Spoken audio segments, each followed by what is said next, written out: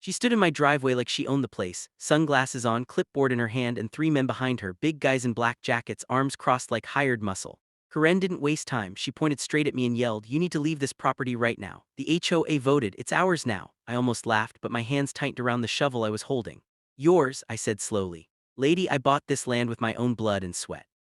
She smirked and waved the papers in my face. "Fake deed, invalid, you've got 5 minutes before these men move you off, by force if they have to."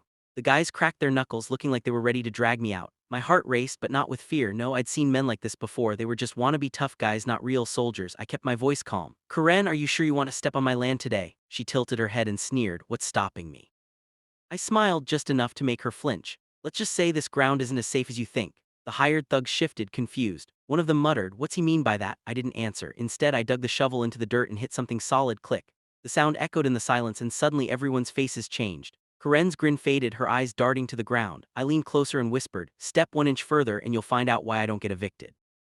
Karen froze, her confidence slipping for the first time. The men behind her shuffled, their tough guy act cracking as they glanced at the dirt like it might explode beneath their boots. "You're bluffing," Karen hissed, though her voice trembled. I tilted my head. "Try me." One of the thugs stepped back, whispering to her, "Ma'am, I don't think this is a good idea. What if he really did something to the ground?" Karen snapped at him, "Shut up, he's just a broke farmer playing soldier." She turned back to me, trying to sound bold.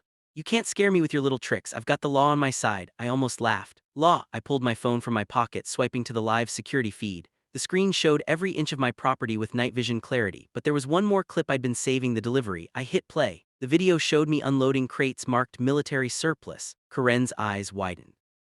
The sound of metal clinking echoed through the footage as I stacked them along the property lines. "You see," I said softly, "I don't bluff. This land's wired tighter than your fake HOA rules."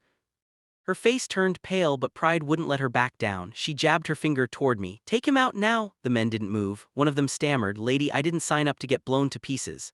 Another muttered, "He's crazy but smart. I'm not risking my life for some HOA notice." Karen's scream tore through the silence, "Do it or you don't get paid." That was when I leaned closer, dropped my voice, and said the line that made them all freeze. "You step forward and this land will bury you before I do." He stared at me like he might still pull something, then his thumb fumbled and a call popped up on his phone. I saw the name, Karen, confirming the cops. He swore under his breath, hit speaker, and the whole neighborhood heard Karen's voice clear as day, ordering men in uniforms and saying, "Make it look official." Her face went white. I didn't soften the moment. I stepped closer, letting the quiet hum of the cameras fill the space, and I said something nobody expected. "You thought you were the only one with tricks. I spent 10 years in a suit I didn't get to hang up EOD. I know how to scare people without ever breaking a law." The hired muscle swallowed hard. One of them dropped the phone like it burned his hand. Karen tried to laugh it off, fingers trembling around her fake papers. "You can't threaten me with your war stories," she snapped. I put my hand on the crates, nothing scary to the eye, and smiled. "These aren't war stories, they're proof. Proof you hired impersonators, proof you planned to steal a house, and proof matters more than loud mouths." I pressed another button on my phone. The live feed switched to a map that showed recorded property lines, deed stamps, county timestamps, everything tied to my name. The men looked at Karen now with new doubt. Karen's bravado cracked into fear, and in that hush I dropped the line that would haunt her when it hit the feeds: "You wanted to play sheriff. Enjoy the live stream when the real ones come to ask questions." The thug in front of Karen took one step, then stopped as a scream of alarms ripped the air, bright lights strobing across the yard, and a fog machine swallowed the porch in white smoke. The men coughed, eyes watering, stumbling backwards. Karen shrieked, "What is that?" I kept my voice low and steady. "Non-lethal perimeter, won't hurt you, but it makes people rethink bad choices." In the smoke I could see movement, sirens this time, real ones, growing louder down the street. Someone had already called. A sheriff's cruiser slowed at the corner and two officers walked up, badges out, asking calm questions into their radios. I stepped forward, handed the lead deputy my phone, and said, "Play the call from her man, play the live stream." The deputy watched Karen on the video ordering fake cops and then looked at her. Her face crumpled. She tried to stammer some excuse, but the deputy cut her off. "Ma'am, you're under investigation for impersonation and fraud." The hired men melted away when they saw the cuffs in the officer's hand. One of them muttered, "We're out." As they were taken aside, Karen kept looking at me like she wanted to disappear. I didn't gloat. I put my hand on my fence and said to the cameras, soft but clear, "You don't buy land to lose it to bullies, you defend it." That line went straight to the feed, and I could already feel it burning, people sharing, shouting, promising to stand with the little guy. The deputy led Karen to the cruiser, cuffs cold around her wrists, but just as the neighborhood let out the first real breath of relief, a new voice cut through, "Hold on." The county investigator from the recorder's office pushed through the crowd, waving a stack of papers stamped with dates older than Karen's fake notices.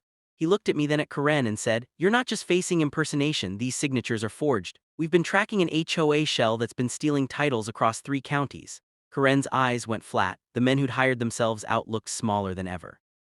Someone in the crowd shouted my name. My neighbor, Mrs. Alvarez, came forward holding her phone. "I filmed them at the storage lot," she said, breathless, "taking boxes and cash last month." The deputy checked the clip and his jaw dropped. It wasn't just my word anymore, it was paper, video, and county stamps all lined up like soldiers. I stepped closer, feeling the old weight in my chest. 10 years of doing hard things for this country, and let it out in a line that made the whole block quiet. "You can try to buy land, but you can't buy honor." Karen tried to bargain, to cry, to promise anything that sounded like power, but the evidence made her small. When they read her rights, a dozen neighbors cheered, but the feeling wasn't triumph so much as a quiet settling, like a house finally finding its cornerstones again. As the cruiser pulled away with Karen in the backseat, the flashing lights painting her face in red and blue, the crowd didn't scatter, they stayed.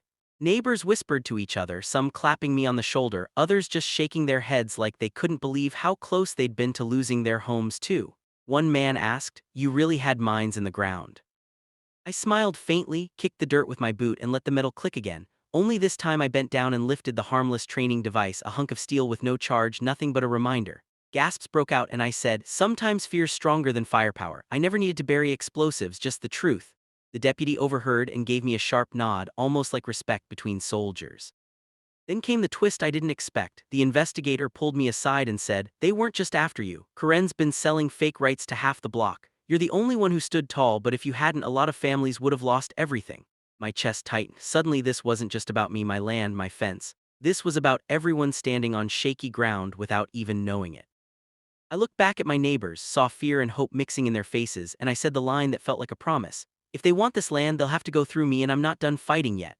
The sheriff's office set up lights right there on the street, turning my quiet neighborhood into a stage. Reporters rolled in fast, cameras snapping, microphones shoved in my face. I wasn't looking for fame, but the truth had to be louder than Karen's lies. The investigator held up the forged deeds, the fake notices, even the recordings of Karen hearing men to look official. One by one, the crowd heard every detail.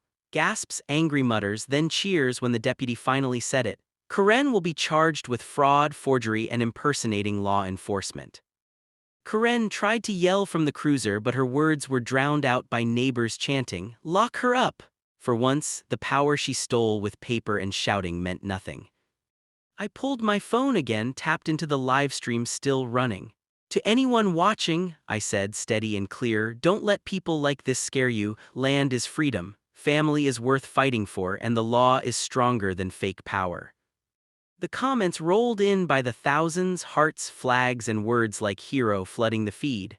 But the best moment came when the sheriff himself shook my hand and said, "Most people would have folded. You stood your ground, that's what makes this country strong."